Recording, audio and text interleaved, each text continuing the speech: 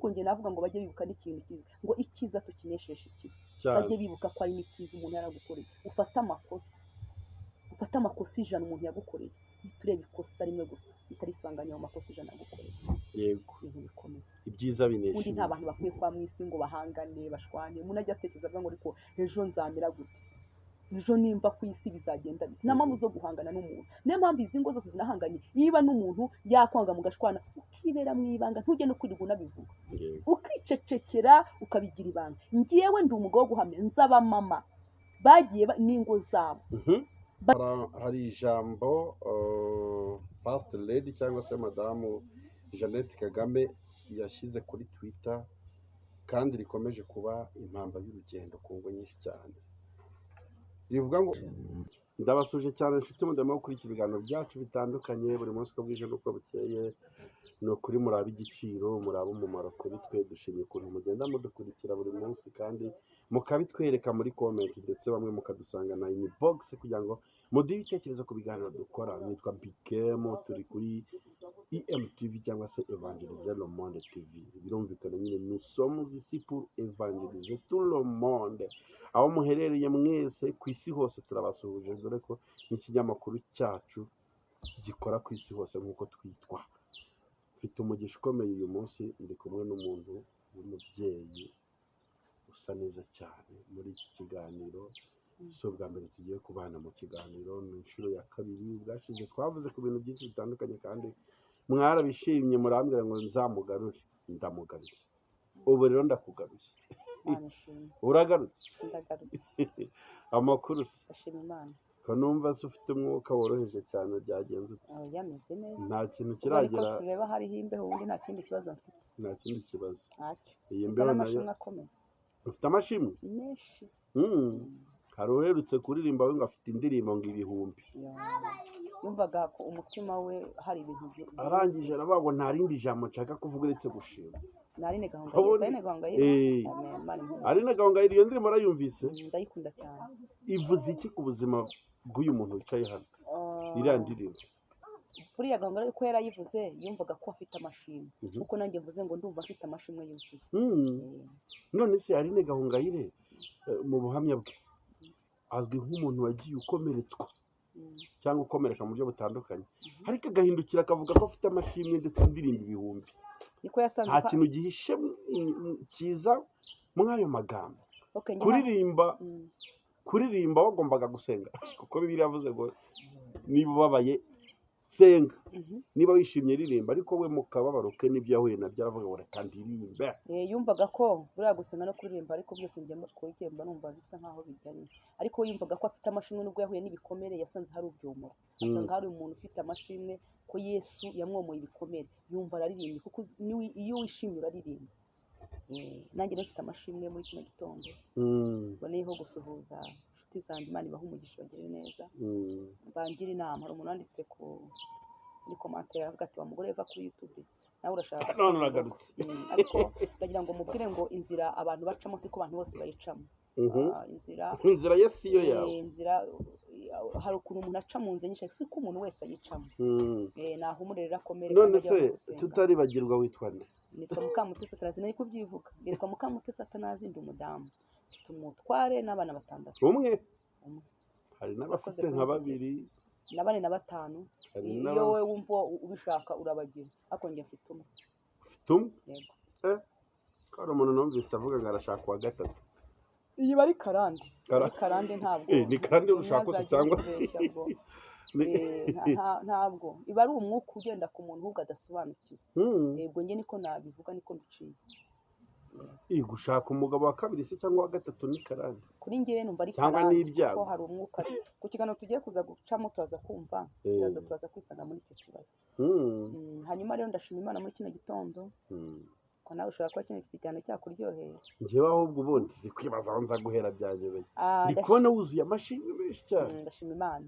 ndabizi ko muri ino minsi abanyeshuri barimo basezererwa. ndashima Imana rero, Imana yankoreye igitangaza amashimwe abana banjye kibyibushye. bazanye amanota meza Mm, nshimye Imana mm. n'abandi babyeyi Imana ibaha umugisha ndizera ko nabo bazanye amanota meza ariko n'uwaba hari amanota meza atazanye yumve ko uyu munsi yumve ko ikindi gihe nayo Imana izazana izamuha andi manota ntaze kumubwira nabi ntaze kumukubita ariko nabyeyi dukora amakosa tugahanira abana mu mubiri ariko amuhumuriza agira amagambo meza amwaturaho niba hari n'uwatsinzwe agira amagambo meza amwaturaho avuga ko ubutaha azatsinda kandi ijambo twatura mu kanwa kacu Imana igira iherezo ikarikoresha imirimo n'ibitangaza Hari n'irindi shimwe wanganirije kuri telefone ubuse turivugera.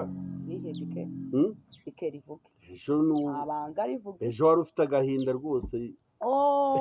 bike mu Imana iguha umugisha Eh, ejo nari nabuze umwana kadushima Imana reka. turashimye Imana iguha umugisha nayo twari twabuze umwana ejo ava ku ishuri aturuka mu kigo aragenda ni mutoya urumva ariko turashima Imana ko twamubonye ishimwe rikomeye ese ubwumva iryo ntari kuritaruka kandi ndizi. amashimwe aba ari menshi igihe umuntu Yes, izina ry'icyubahiro cyangwa ry'umubyeyi nitwa mama Debora ni mama Debora. Yes, ni mama Debora tugiye kuganira ku kiganiro tugiye kubabwira insanganyamatsiko mu kanya nyuma y'uko asenga kugira ngo dukomeze topike twateguye uyu munsi. turagushimye inshuti yabera tuguhaye icyubahiro tugushimiye kugira neza kwawe gukomeye ubuntu bwawe niba mbere ibyo bituranga twatuye ijambo mu kanwa kacu bivuga ngo amavi yose nagupfukama indimi zature kuri uwera ugize neza kuturinda no kuturengera tugushimiye mwami Imana ko wemeye ko duhumeka umwuka w'abazima kandi aya masaha kugira ngo nyakubahwa Imana twongere uyu munsi kugira ngo dutunganye ibidatunganyije sengera umwanya tugiye kujyamo w'ijambo ryawe kandi cyangwa se n'inama kugira ngo twunganire abandi ubane natwe mu izina rya Yesu amen. Amen. Ya, ni mama Debora tugiye kuganira, ni umubyeyi wuzuye amashimwe rwose nk'uko yabivuze kandi agiye anamansiona nyine amwe mu mashimwe afite mu gihe gisa nk'iki. Mama Debora umwaka se uri kuwusoza neza? cyane ndashima Imana. Uyu mwaka ugusigiye iki? Uyu mwaka usigiye izindi mbaraga usigiye amashimwe hari andi masomo nahuyemo n'uno mwaka ibyo naciyemo ariko bisigiye gukomera. Turakoze cyane. Uyu munsi rero ndagira ngo tuze kwinjira mu biganiro bigamije kubaka umuryango nyarwanda kuko mu bigenda bigaragara ku mbuga nkoranyambaga no mu bindi bitandukanye uba usanga tujuru haboneka ibibazo byinshi mu ngo zitandukanye n'iz'abantu bavuga ko bitiriwe izina ry'Imana.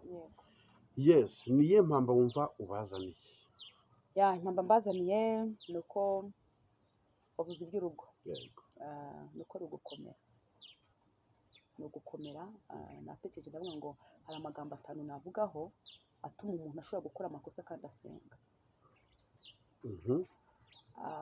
Ukaba umuntu wari uzi ko asenga ariko nanone ugakora amakosa wari uzi ko urimo usenga wari uzi ko bimeze neza ariko nyamara ukoramo amakosa. Turi mu bashakanye ubwo ni ukuvuga ngo reka tuvuge ko ari amakosa 5 akorerwa mu ngo z'abashakanye baba abakristo bikaba byatera wenda ibibazo n'amadivorce.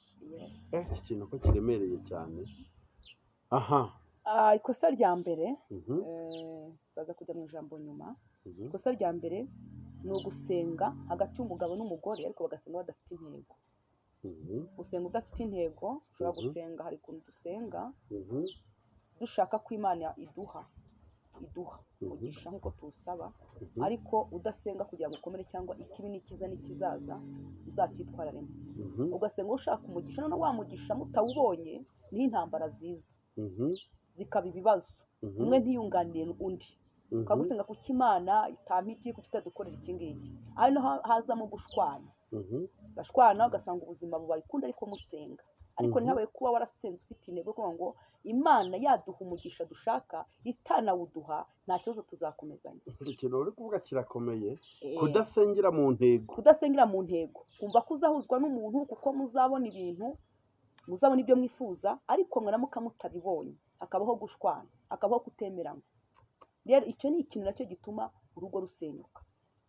Mugatinda ku musozi hari ukuntu Imana ibishaka cyangwa se kuko kujya mu Mana ntabwo bivuze ko uzabona ibyo irari ryacu ry'ibyacu twifuza. Ushobora kujya gusenga Imana ikaguha ibyo wifuza ariko hari n'igihe itabiguha kuko igihe cyose amakosa tujya dukora nk'abantu basenga tujya mu by'Imana dushaka inyungu z'Imana ariko ntabwo tujya mu by'Imana kugira ngo Imana ibone inyungu.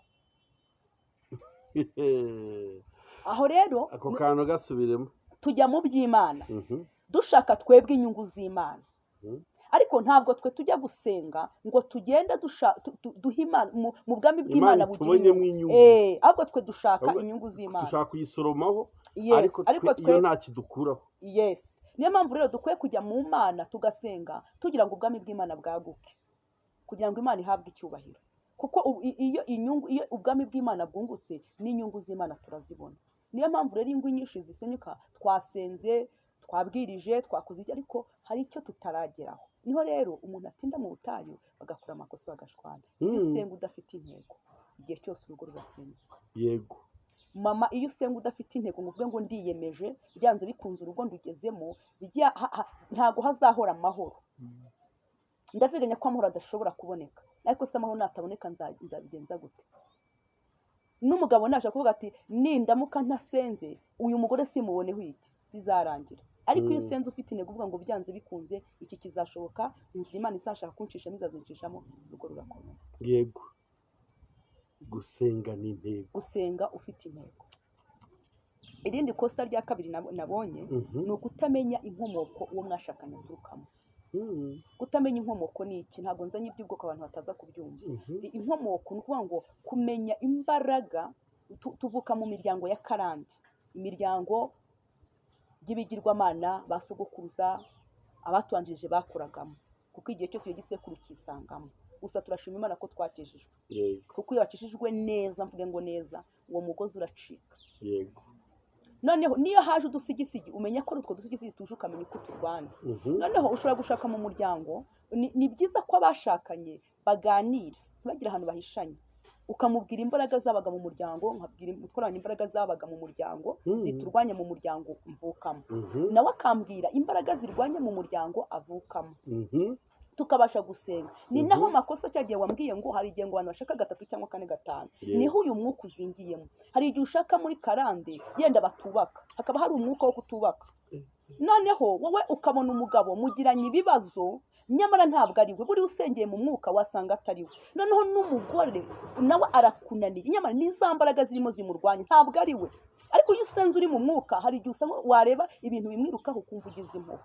Ari naho ushanga ugasanga inshuro nyinshi muri izo ngo zirimo zisenyuka, hanze umugabo yakoze amakosa. Niyo yaravukaga mu muryango w'abapfumu, byanze bikunze hari imbaraga yenda hari uguterwa, niho azakora, niba avuka mu muryango w'abapfumu, niho azagira ikibazo akumva ko yihutiye kujya mu bapfumu. Niko za mbaraga zamusatiye zirimo ziramukurura kugira ngo asubire mu bapfumu. Kandi burya iyo wakijijwe hari icyo wakoraga. Iyo uguye ni ukuvuga ngo uhita uba shefu wabyo. Niyo warakijijwe uri indaya, ushobora noneho nugwa uzaba shefu w'indaya, niho bazajya baza kugushakiraho amakuru. Yego. Noneho uyu mwuka rero ni urimo wiruka, urimo utwirukira ku ngo. Wabana n'umugabo cyangwa ukabana n'umugore ntabashoboye kwemerana, niho umwuka ugendaho abantu bagashwana. Ariko biraba ngombwa ko umenya uwo mwuka, kutiga inkomoko y'umupatina wawe mu buntu. Yes, niho rero iyo maze umuntu abana n'aya mateka. Niyo mpamvu rero iyo wowe uwuzi ntabwo wumva amabwire y'abantu, ahubwo urwanya, urawuca uwo mugozi. Urwana n'ibyo kavuga ngo uyu mugabo, uwo mugabo wanjye ntabwo ari mubi, siwe. Niba akunda abagore koko niko kuri, banza umenye niba uko uwo mugabo akunda, ntabwo akwanga, ahubwo dore senga umenye umugozi aho uturuka, usenge uwuce. Niho rero Satani hari igihe tujya tuzaba mu tugasengana, umugabo wanjye yabonye akazi, namusengeye abona akazi, none nta kinyikoza, amafaranga arayakoresha icyo ashaka, ntabwo ari we. Ikindi kandi nige kumbwira abamama bajye biga gusenga neza. Sengera umugabo wabona umugisha, ariko nawe usenga ugire gute ubone umugisha, mubonere umugisha hamwe, kuko n'umuntu ejo ashobora kwibagirwa ugasanga bigucumuje. Kandi ubonye mbere yese umwe muri mwe awubonye mbere n'umugisha nta kibazo gihari. Ko hari ababipfa, ko hari ababipfa, ntabwo byari bikwiye kuba umwe yazamutse mu ntera, ntabwo byari bikwiye. Nyine ni wa mwuka utugendaho, ni wa mwuka. Buriya nta muntu wifuriza. Mbega hari imiryango ivuga ati ebana muri uyu muryango ntagire uzamenyekana. Hoya, buriya ni wa mwuka utugendaho, ariko siko bikwiye. Niyo mpamvu rero ingwa muri no minsi ya none zisenyutse, ugasanga ngo umugabo wanjye nanyanga, nyamara ntabwo akwanga. Usenge biri mu mwuka, wareba ibintu bimurwanya. Nyamara umugore wanjye ni indaya yarananiye, nyamara usenze uri mu mwuka wasanga wamugirira impuhwe, ugasanga hari ibintu bimugendaho utaruzi. Ariko iyo umaze kumenya umugozi umukoresha cyangwa izo mbaraga zirimo zimukura cyangwa n'izo avukamo n'imugendaho, urasenga kandi mukabana amahoro kandi umugozi ukarangira. Icyo dushinzwe ni ugusenga ugaca umugozi. Ku ijambo ry'Imana tuvuga ngo abatura ngo tuzasenya ngo tuzasenya turimbure. Hari imbaraga tugomba kurimbura, hari ibitugendaho kandi turasenga tukumvirwa, Imana ikaza ikabikora kuko tugomba gutabaza Imana. none ubwo ni ukuvuga ngo kuri iyo avi yawe y'iyo ngingo ya kabiri ugezeho, karande irafatwa nk'icyasenyera abantu. Yego, umuntu umwe mu bashakanye aramutse atamenye umwuka ugendaho cyangwa umwuka, none si ibyo bintu bishobora kuganirwa muri fiyansaye? oya, ushobora no muri fiyansaye wumva mu by'ukuri muhura mukunda. wabwira umukobwa ati dore iwacu bararugaga buriya ati oya, icyo ntago ibyo byo ntago aho mwaganira, kuko muri fiyansaye muhura mukundanye, aramina atarakwireka. nese ubwo sinumva guhishanya ayo makuru nyine aribyo bigira ingaruka, kuko ntiwarwana n'ibintu utazi. Ntabwo mu by'ukuri njye icyo mpaye agaciro niko iyo mushakanye, ariko nako kuvuga ngo kugira ngo umuntu azakwereke ko ari mwiza mugifiyansanya ntago hari abavugishanya ukuri akavuga ati mvuka mu muryango umeze gutya na gutya, ariko numva ngo avuze atenda ndamuka mbivuze ye ndaranyanga cyangwa arambenga nimvuga ko ndi uwa kwa runaka. Ahubwo iyo mumaze gushakana, mumaze kuba amarasamwe, aho niho muganira, cyangwa se ashobora no kutanabikwemerera. Hamwe nawe niho navuze ngo gusenga gufite intego, kwegera Imana hari ibyo iguhishurira. Yego, hari ibyo ashobora no kutanabikubwira, uvuga ati reka mpimene inda ntabwira umugabo wanjye ko navukaga ahangaha iwacu bagendaga gutya na gutya, kugira ngo wenda atanansuzwa cyangwa akananyanga. Ariko iyo wasenze Imana ugasenga Imana irabiguhishurira. urakoze cyane. icya gatatu, icya gatatu, kutigirira icyizere. Buriya ubaho imbere y'uwo mupatina wawe, imbere y'uwo kutigirira icyizere y'uwo muntu muri kumwe mu rugo. yes, n'ahandi hose. Kuko igihe cyose ushobora kwiyubaha mu rugo rwawe, ariko n'ahandi ukiyubaha. N'ahandi ukiyubaha. Kutigirira icyizere, ushobora kuba uri umumama ntiwigirire icyizere, kumva ko udashoboye, hari ibintu udashoboye, umugabo wawe ari we ubishoboye, ukumva uri hasi. ubwo babyita complexe d'inferiorité, cyangwa n'umugabo akumva ko ari ibyo adashoboye. Nyahandi havamo nyine kutemeranywa, havamo kumva ko uyobowe n'abandi. Ndahita mbijyana no mu kigare, kumva ko iyo wowe utifitiye icyizere, ni ukuvuga ngo iyo utifitiye icyizere, uwo ari we wese akuyobora uko ashaka. Ariko iyo ufitiye icyizere mu rugo rwawe, ukavuga ngo urugo rwanjye ndarutwara gutya, ntabwo nshaka kubaka urugo nk'uko runaka yarwubatse. Hari ukuntu umuntu yubakira mu rundi rugo, kandi urugo ntabwo rwubakwa n'urundi. Ntabwo ngewe nzabaho nk'uko wowe uriho, ntabwo bishoboka. nta referanse y'urugo ibaho ku buryo uvuga ati hariya reka nubake nka bariya. oya, afite ingeso nziza ushobora kubiharanira, kuko icyizere cyifuza. Ushobora kubona ikintu ukavuga ngo ariko uriya muntu agenda neza, uriya muntu ni mbona ugendanye nawe hari ibindi bitekerezo, kuko buriya inama nziza ziruta umunani. Inama nziza iruta umunani. Umuntu ashobora kuguha inama nziza akakubwira iby'ingenda kuriya, umere kuriya. Inama nziza iruta umunani. Ugende kuriya, umere kuriya, ibitekerezo byiza byonyine bituma ibintu byose wabibona. Ufite umuntu uguha ibitekerezo byiza, kuko niho dupfiriye, ingo zose niho dupfiriye. Ushobora kujya kugisha inama mugenzi wawe ngo byagenze gutya mu rugo, kuko igihe cyose niyo utanavuze, ntabwo mvuze ngo uvuge ahantu hose, ariko hari umwizerwa ubaho. Ni umwizerwa wawe ubaho nawe wizeye, kandi umwizerwa njya kuvuga ngo ni umwizerwa ushobora kubaho. Hari uko ushobora kujya kugisha inama umuntu mungana, ntabwo byashoboka. Ahubwo numva najya kugisha inama wa wundi wambanjirije, handi warenze hahandi indi. Nk'ubu imyaka mfite ntabwo nyemereye kujya kugisha inama umuntu uri munsi y'imyaka ndimo, ahubwo njye nemerewe kujya kugisha inama uwundi uta hejuru. Kandi uyu muntu agendana n'abakuru aba mukuru. Icyo ushaka kuvuga ni iki? Niko iyo utigiriye icyizere ibintu biragupfana. Ni hahandi umuntu ahinduka, kandi abantu bagemera ko abantu bahinduka. Umuntu arahinduka kuko yagize intege nke, umuntu agira intege nkeya. N'ahandi bavuga ati umuntu yaguye, ariko burya yagiye mu ntege nke, yaguye ni mu ntege nkeya. Twemera intege nke zigomba kubaho. Noneho niho iyo utigiriye icyizere ngo uhagarare mu rugo rwawe nk'umumama, cyangwa se uhagarare mu rugo rwawe nk'umupapa, ugira ibintu usasira, ugira ibintu wihanganira, kuko ibintu byose bigomba kubaho, wowe ubipfuke. Ni hahandi uba utifitiye icyizere. Ni hahandi ushobora gutandukana n'umugabo. Tujya tubibona, watandukana n'umugabo ariwe wahahaga, ariwe wakoraga ibintu byose, ariwe utajya gute, nawe utahagurukaga ngo ujye gukora, niho za ngaruka ziba. Ugasanga n'intambara zibaye n'amatiku.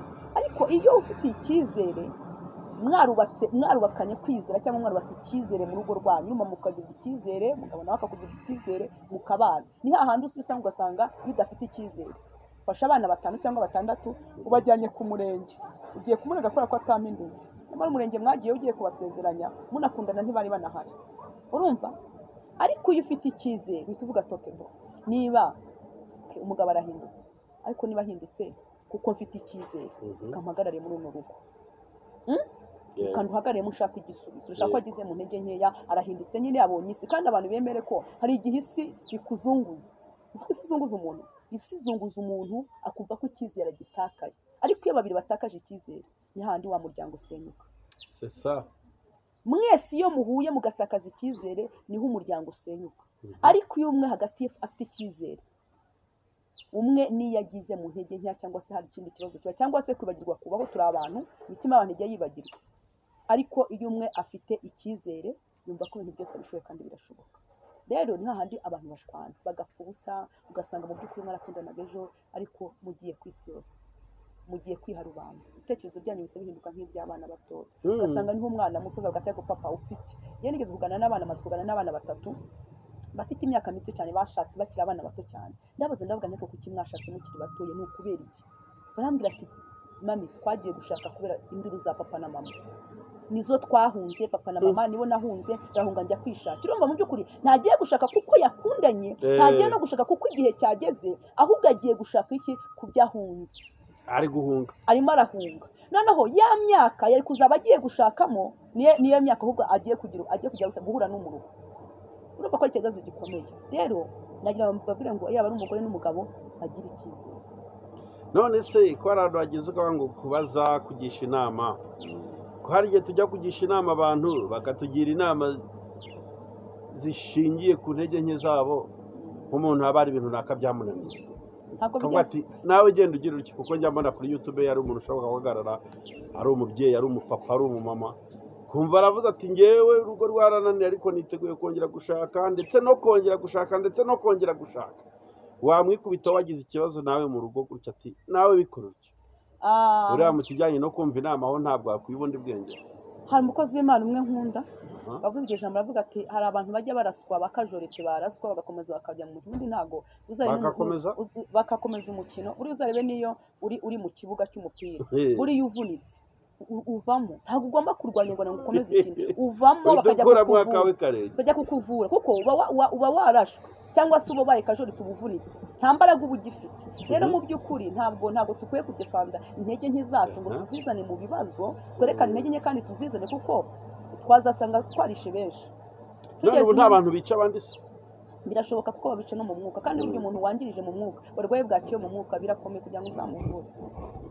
Umuntu wangirije bwaciye mu mwuka, agize ibitekerezo, buriya biragoye kugira ngo uzabone icyo umwondoresha. Ni ikintu gikomeye cyane. Rero intege nke ntabwo zo dukwiye kuzana mu ntege nke, niba dukorera Imana ntabwo dukwiye kuzana intege nkeya, ahubwo dukwiye kuvuga Imana ko ari inyembaraga, kandi natwe yadutumye turi abanyembaraga, burya tugira icyizere adutuma. Rero ntabwo ko dushoboye kuraswa, ndabyemera bibaho, wasitara wagenda mu muhanda ugasitara, ariko ntabwo bivuze yuko intege nke zawe ugiye kuziha abandi, ugiye kuzigaburira abandi, ntabwo bishoboka. Wagize intege nke, ugize intege nke, igumana in box, yes, usenge bene so bakugereho, nta kibazo, wongere ufate umwanzuro. Ariko ntabwo dukwiye gufata intege nke ngo tuzizane. Ubwo rero uvuze aho ngaho kugumana ibintu ni box, byumvikana ko utemeranya n'abantu noneho binanirana mu rugo, bakaza noneho kuri YouTube kubivuga. Yes, ntabwo mbyemera kuvuga ngo njyewe byaranze kubera izi mpamvu. Ndemera ko waza ugatanga ubuhamya, yego. Ariko burya ubuhamya butandukanye no kuvuga iby'urugo rwawe. Ndabeshya? Burya ubuhamya ushobora kuvuga ubuhamya bw'Imana, ibyo yagukoreye, Imana ikora imirimo, ariko buriya ngo ibintu byose tuvuga ntabwo ariko binafite n'umumaro. Hari ahantu ugomba kuvuga ngo iki ni nkivuga ntabwo kiri bwice benshi, ariko ntabwo nkwiye kuza kuvuga ngo umugabo wanjye ngo byagenze gutya na gutya, twari tugiye kwica nabyo bimeze gutya na gutya. Ntabwo ikice n'imbaraga nke zagaragaye, kandi intege nkeya ntabwo tugomba kuzigaragaza aha ngaha, ahubwo tugomba kubabwira abantu ikibafitiye umumaro. Ntacyo bibafasha se? Njye mbivuze nka mama Deborah ku giti cyanjye, ntazajya ugukomereka, ariko mbega wowe ntiwabikora. njye nagize intege nkeya, ndemera ko intege nke nazigize, si byo se? Ariko ntabwo ni ngombwa kugira ngo tuze tujya gute dutangaze intege nkeya. nakishekera nkabituriza hariya, niba mfite ibibazo nyine nkaguma hariya, ntabwo ibibazo byanjye nza kuza kubitura isi se ngo imarire iki, ahubwo isi ubona kuba babivuga byangiza iki? byangiza, urumva naguhaye urugero rw'abo bana bashatse, ni ukuvuga ngo byangiza abana tubyara, birabangiza cyane, bikanangiza n'abandi, kuko ntatekereza ko ni satani iba yinjira, kuko iyo ugaragaje intege nkeya cyawe mu ruhame ntabwo biba bikwiye, si uko intege nke umuntu zitabaho. buriya satani ntashobora kubiheraho akurasa iyindi myambi. Yes, arakurasa kuko yagize amahirwe yo kumva amakuru. Yes, kimwe nk'uko naravuze ngo mu kiganiro gishize satani atunigisha akagozi adusanganye, ntabwo satani aza ngo afata rero atunigisha akagozi adusanganye. Inshuro nyinshi uzareba ahantu batakira abantu niko bakwatakira mu magambo ugize gute wavuze. Rero tujye tunakora n'ibyo tunavuze tunabiteze vuga atari ko mvuze hariya, ngomba kwa maso, kuko na satani niyo dukorera Imana, satani hari imyamba bashaka kugira ngo arase, ariko iyo ukorera Imana ukabona n'Imana, Imana irakurwana n'igishinzwe. Nubwo satani arasa ariko Imana irakurwanira. Satani ntabwo uzamubuza kurwana, azarwana ariko ntabwo ari umugisha. Niyo mpamvu rero hari ibintu dukwiye kuvuga nk'abakozi b'Imana, ariko ntituzane intege nkeya. Ntabwo tuvuze ko ubuhamya tutazabuvuga, tuzavuga ineza y'Imana, tuzavuga ko Imana hari ibyo yadukoreye kandi dufite n'ibihamya koko, kugira ngo nta wundi utizera yizere. Ariko hari aho utagomba kurenga, hari aho ugomba kurenga ukavuga ati ariko iki ntivuga kiragenda gute. Izo satani ntazakinyuriraho cyane. Nyakuraswa biriho, turi mu isi, ntabwo turi abanyemu, turi mu isi, ariko dufite Imana iduha imbaraga mu izina rya Yesu. Bisobanuye neza cyane. Tugeze ku cya kangahera, tugeze ku cya kane. Kutagira ibanga. Kutagira ibanga burya no mu bintu nabyo bishobora gusenya urugo. Ari nacyo cyari kiri hejuru n'uko turimo tunavuga. Kutagira ibanga. Ushobora kutagira ibanga mu by'ukuri, uhayeho kwihangana, kumva ko ibintu byose ugomba kubivuga. Buriya mu by'ukuri mu bantu bashakanye, buri umwe hagati muri yo yumvise ko wagiye kumuvuga kumutaranga, ntabwo binejeje. Wagiye kumwambika ntabwo binejeje. Icyo kintu nacyo gishobora gutuma abantu basenga Imana ariko satani abinjirira aho ngaho. Ntabwo wajya kumva umugabo wagiye kumuvuga hirya no hino, ibimenyetso arabifite, satani iri aho ngaho arahinjira. N'undi nawe wa mugore we ntabwo ushobora kujya kuvuga umugabo wawe ukamwandarika, satani harahinjirira.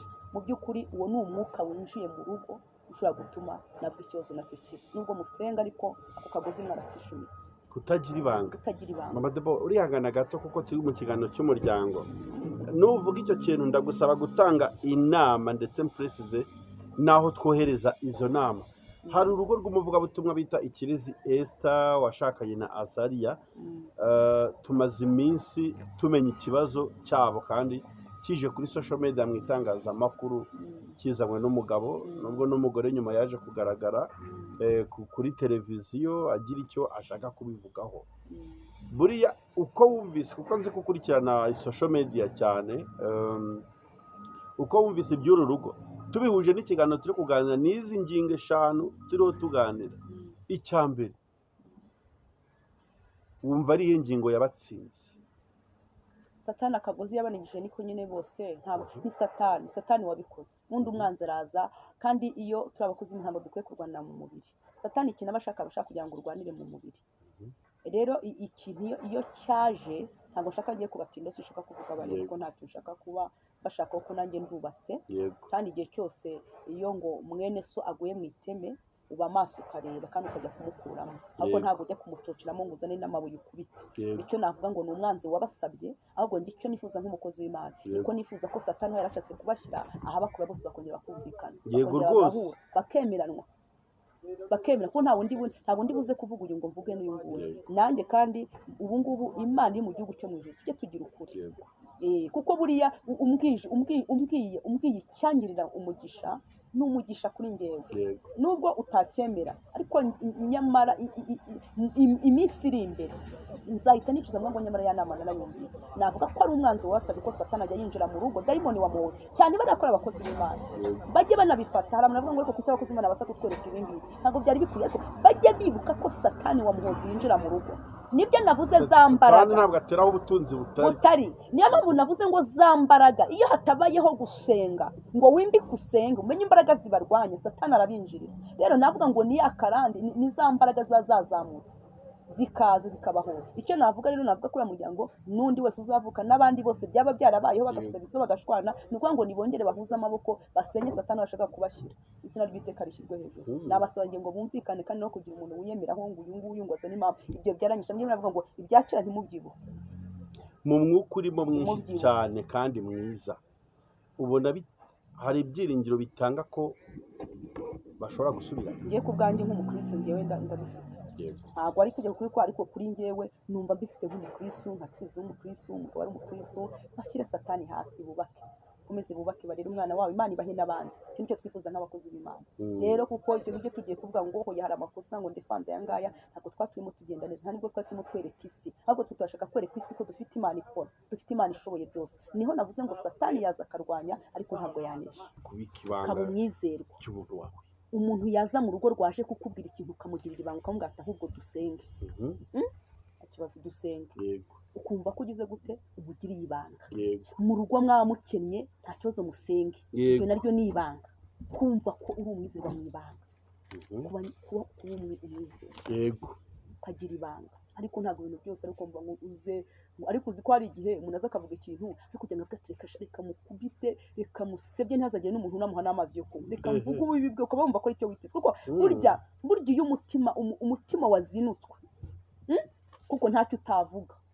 Ko inshuro nyinshi nagendaga n'ubwo mu bahangirwa twajyaga tujya amuherekeza agiye nko kunga abantu, kandi mu minsi yashize mwahuye n'umudamu akubwira ati kuri umugabo wanjye yanguriye igitenge, Imana imuha umugisha, yavuye aha ngaha anzanira iki n'iki, n'umugabo yenda akamushima, ariko haba satani abashyizemo akongeje agakasi k'urwango, ugahita unamuvuga nabi cyane n'ibintu atigeze akora. Ariko njye navuga ngo bajye bibuka n'ikintu cyiza, ngo icyiza tukinesheje ikibi. Bajye bibuka ko ari n'icyiza umuntu yaragukoreye. Ufate amakosa 100 umuntu yagukoreye, turebe ikosa rimwe gusa ritarisanganya mu makosa 100 yagukoreye.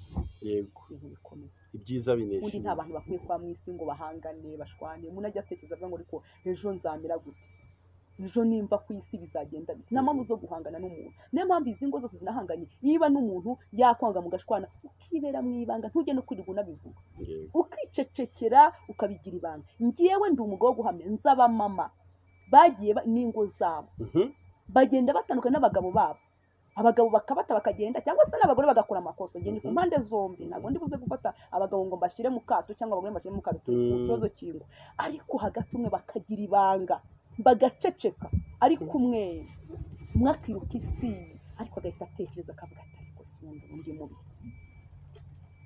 ndi mu biki. Aha umuntu ejo twaganiriye numva ikintu avuze ni icy'ukuri. Hari mugenzi we bari bafite, ni urugero ntanze, ngo yagiye gukodesha ahantu kwa Mucoma, umuntu aza kumubwira ati ariko urabizi ko aya mazu utuyemo ari aya Mucoma, avuga ati ni aya Mucoma, ariko umugabo yakundaga kwibera mu kabari, avuga ati niba nkodesha kwa Mucoma afite amazu nk'aya, ngiye nkirirwa mfata amafaranga yanjye nkashyira mu bari nk'aya ngaya, ntabwo nzongera kujya mu bari. Urumva yarashyitse ishyaka ryiza ko ati mbe kwa Mucoma ufite aya mazu mukodesha, njyewe nta na rimwe mfite, ahita afata umwanzuro. Hari ukuntu rero burya mu guceceka no mu gutuza no mu ituze niho Imana ikorera. N'urugero nari ntazi, byiza no mu byiringiro hari igisubizo, harimo igisubizo. Niyo mpamvu mvuga ngo niba umugabo ubona hari ingeso afite, ubona byaranze, wowe ceceka. Ubundi guceceka ni intwari ikomeye cyane, urwanisha ugatsinda. Iturize uceceka. Kandi niba ari umugabo waje kuri televiziyo kukuvuga watuza, ntiwaza kumusubiza. Icyo cyo reka guceceka kuko ni uburenganzira bwanjye, ariko njye ku giti cyanjye numva ko guceceka bitanze guceceka, naceceka kuko ibihe bihinduka. Guceceka, vuga inyungu 3 zo guceceka mu kigeragezo. inyungu 3 zo guceceka mu kigeragezo. Ushobora guceceka, mu guceceka havamo ubutwari. Guceceka ni kwa kundi hari igihe uvuga ati ko bikemi twamuvuze ntadusubize, yabyumvise, aho Imana igahita yirahira iri mu ijuru, igahita izana ingabo zo kukurengera. Ano harimo umugisha n'inyungu zose. Ntavuge, kuko iyo uvuze utagaciro mu kigeragezo. Uri mu kigeragezo ntabwo umuntu avuga, ntabwo uvuga mu kigeragezo, urareka iyo rikakurengera kuko nirenganura. Ikindi cya kabiri, mu guceceka uhakura agaciro, agaciro kawe uhakura agaciro. Ikindi uhakura amahirwe, kuvuga ati uriya muntu wacecetse mu by'ukuri buriya yego. Imana igakora nko ku muntu uriya muntu wacecetse ni intwari. Kandi guceceka buriya ni uburyo bwiza bwo gusubiza Kandi abantu uburyo ahubwo. bwiza bwo guceceka no kurengera no gufunga amarembo Kuko ntibamenye icyo uri yakwinjiramo. gutekereza. Yes, no gufunga amarembo y'ibyo utekereza. Uzi ko iyo ucecetse ku muntu muri guhangana mu magambo ariko aba ari uburyo bwiza uba uri kurwana nawe, uba wimye na satani no kurya. utuma avugira ubusa Guceceka, akabona nta guceceka rero, feedback umuhaye. guceceka rero ni Kandi inyungu ibintu urimo nziza. uravuga rero birakomeye cyane, abantu babyiteho. Reka tujye ku ngingo ya 5. Ingingo ya 5 ni ukutaba inyangeso nziza. Icyo kintu gishobora gutuma nacyo usenya. Kutaba ingeso nziza, abantu bakazi wawe ntubishimire, kumva ko ari ikintu wumvikanyeho n'umuntu, ko ari ukuntu umugabo, burya abagabo inshuro nyinshi bakunda gufata icyemezo batihuse. Bakabanza bagatekereza ku icyemezo cy'umugabo gikora gutekereza. Rero banza reka atekereze. Kandi n'umugore nawe natwe twihuta guhita ibintu dushaka ko bihita byihuta. Nawe mwumvire. Rero ushaka kutaba umunyangeso nziza, kutabana neza n'abandi, ibyo nabyo umugabo wakunda kubana, udakunda kubana, nabwo bura mu bintu mutakunda kumvikanaho bishobora gutuma musenga ariko habaho n'ikindi kibazo. Rero dukwiye kuba ba ngeso nziza. Ba ngeso nziza, wagiye gufata amadeni umugabo atazi, wagiye gufata amadeni kubera ko bijyanywe no kutanyurwa. Reka mpite mbishyiramo n'iryo jambo ryo kutanyurwa. Wabonye runaka ko iki ngiki ntabwo unyuzwe, urumva kimeze, urumva ndashaka kumva ko runaka ageze kuri kiriya, njye ndashaka ko nkora kuri kintu. Ntabwo rero ari byiza, habaho kunyurwa. Ujye unyurwa, ufate amadeni kuko runaka yabonye, ushaka kugira intego kuko runaka yageze kuri iki. Kutanyurwa, ukarara ubuza amahoro umuntu kubera ko ngo kwa runaka bageze kuri iki. Tegereza igihe cyawe nacyo kizagera. Mama, tegereza igihe cyawe kizagera. Wishaka kuba kuko wabonye runaka yambara, kuko wabonye runaka afite iterambere, tegereza nawe igihe cyawe kizagera. Rero kudafata amadeni, nongere mbivugeho, ugashaka gufata ideni mugenzi wawe ntarizi. Ikindi cyo no kubeshya, bijyanye no kubeshya. Iyo utari ingeso nziza urabeshya, ugasanga umuntu arabeshya kandi ukuri kwawe akaza kukumenya. Biri mu byo byatuma urugo rutandukana. Hari dusoza wenda ugiye guha abantu ijambo ry'impamba. Hari ijambo First Lady cyangwa se Madamu Jeannette Kagame yashyize kuri Twitter kandi rikomeje kuba impamba y'urugendo ku ngo nyinshi cyane. Rivuga ngo ujye usengera uwo mwashakanye iteka, mu gitondo, ku manywa ndetse no ku mugoroba. Ntugategereze kumusengera ari uko yashutswe cyangwa ari uko yagize ibyago. Shyigikira uwo mwashakanye kandi urinde urugo rwawe, ukoresha uruzitiro rw'amasengesho. Yavuze neza cyane. Kuri Mama Deborah iri jambo rivuze iki ku rugo rwe? Ijambo rivuze ku rugo rwanjye rishatse kuvuga ngo ndi umwugariro w'urugo rwanjye, ndi umuntu ukomeye mu rugo rwanjye, ngomba kurinda. Nta kintu na gito gishobora kuza kunkungabanyiriza urugo. Bishatse kuvuga ngo rimwe na rimwe tujya twumva amabwire ko nta kintu na kimwe gishobora gutuma urugo rwanjye runyeganyega. Ngomba kubera uruzitiro nkarusengera, ngasengera umutware wanjye, nshinzwe kumusengera, nta wundi. Kandi nshinzwe kuvuga ko ashoboye kurenza uko abandi bavuga ko ashoboye. Buriya ibyiza ku muntu ni njyewe mbere ya byose ukwiye kubimenya. Umugabo wanjye niwe ukwiye kumenya ibyiza kuri njyewe mbere y'abandi bose. Nanjye kandi ni njyewe ubikwiye. Nanjye ukwiye kumenya intege nke ze, nanjye niwe ukwiye kumenya intege nke zanjye. Rero yavuze ijambo ry'Imana imuha umugisha. Rero ni ugusenga, tukaba umwugariro w'urugo, tugasenga. Kandi ntitubone ko dukwiye kumusengera kuko yaguye mu bibi cyangwa se yabonye ibyiza cyane. Tukwiye kumusengera igihe cyose kuko turabitegeka. Yaba ari umugabo wanjye cyangwa yabe nanjye. Rero dukwiye gusengana kandi igihe cyose. Umva, ni igihe cyose, nta gihe. Ni ukuvuga ngo ni igihe cyose, nta gihe bivuga. Ntabwo bivuga ngo mu mwaka wa 2002 nsenge, mu mwaka wa 2003 twinjiyemo reka mbyihorere. Ni igihe cyose. Kazi kuvuga ngo igihe cyose ugomba gusengera twashaka. Niba First Lady ari kureba kino kiganiro cyacu, ni iki wamubwira? Imana imuhe umugisha. Yego, urakoze cyane.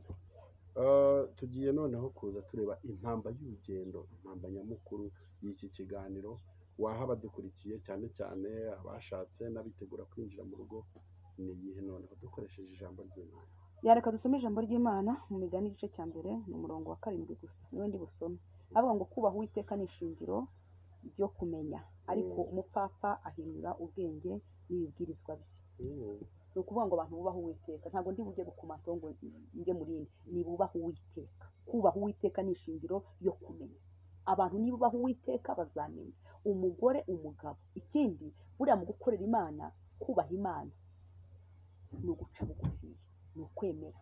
Burya iyo wemeye habaho burya umuntu wemera njye mbona akijijwe. Umuntu wemera akemera ko ari umunyabyaha, akemera ko hari icyamunaniye, akemera ko hari icyamutsinda, ahubwo akumva ko kubaha imana. Iyo abantu bose bahuye bubaha imana, imana irabakomeza kandi barajijuka.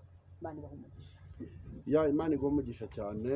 Twaganiraga na mama Debora turi kureba ingingo cyangwa se impamvu eshanu, ibintu bitanu ushobora kunegirije cyangwa kutitaho urugo rugasenyuka, bikakohereza muri divorce no mu bindi bitandukanye bitari byiza ku bashakanye. Mama Debora, hari umuntu wakurikiye kino kiganiro ushobora kubabona mu rugo byanze uyu munsi cyangwa harimo ibibazo bitandukanye, ariko akumva wamubera dogita cyangwa se muganga w'urugo, ashobora kukubona gute kugira ngo akugishe inama? 0783 781 0783 nkoresha no kuri WhatsApp.